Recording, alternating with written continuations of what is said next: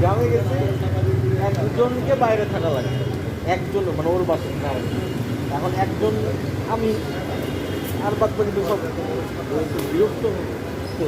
পারবো ওর বউ না, ফ্রেন্ডের বউকে, ওর গেছি, ও গেছে ওর ওয়াইফের সাথে ছিল, থাকতে পারতো চাইলে, সেটা না করে যদি একজনকে থাকা লাগবে চাইলে বলবো এখন তাই মানে আমি গেলাম করতে পারছি না, ও আমার সাথে ওখানে স্টে, যেটা আমি একটা